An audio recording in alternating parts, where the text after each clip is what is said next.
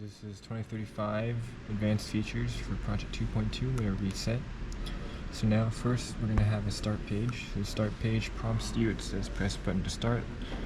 And now, so it plays some intro music real quick from the speaker that gets it from this SD card. So now this starts, now we're in. First let's talk about the menu. So the menu, press both of these. It gives you your location, X and Y, gives you key solved NPC variables to determine where you are in your quest, and it gives you your navigational button status, as well as the action button.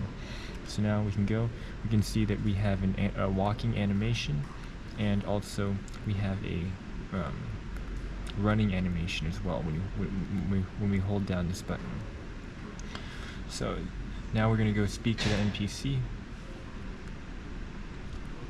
This NPC says defeat Buzz in the cave, and the NPC animates, and the NPC turns into a different one. The health bar is down here. In this health bar you can also get damaged. This the enemy is animated as well here. Whenever you hit him, the health bar goes down. Now there's another way to obtain health, and that is to get this heart. So you get this heart, and the sound effect also goes. One thing to show is the sword. So the sword gives a sword sound effect, sword swap. Every time you use it, it'll hit. Here's the one enemy that you can be defeated from your sword inventory. And his animation changes, and the text changes as well. Here's another enemy.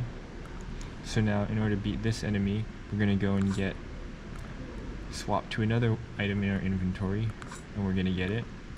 So now we defeat that. So let's go back to our regular, let's swap back, and now we're back to the man. So we're going to go into the cave, and the cave gives the cave sound effect. So we're going to fight Buzz. Buzz is defeated, his sprite is changed. Another sound effect goes there. So we have covered multiple enemies, the shadow enemy and the evil trident. We have animation for interactions with the brown little fellow there and the NPC. And we have an in-game inventory with usable items, health, and things that hurt. And the game menu. Real quick, let me go talk to the NPC and get the key. So it gets the key, and the animation changes for the key as well. So now we can go and unlock the door. And then we will win the game. But the last advanced feature, this is advanced feature number 10, so far we have the start page, sound effects, different loads of locomotion, show status information, and the configuration. We have an in-game inventory with usable items, the cane, the sword, health, and things that hurt us.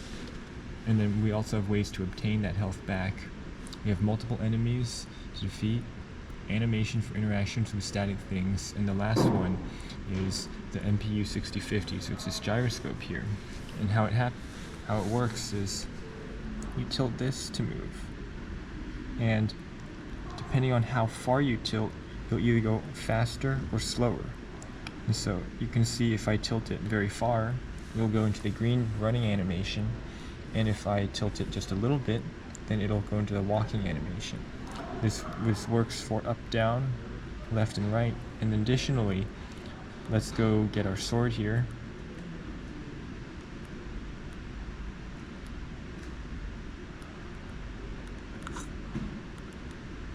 Additionally, when we press down, like that, through the Z-axis on the accelerometer, it initiates the action button. So now, after, we can go and finish the quest, and then it plays the ending song.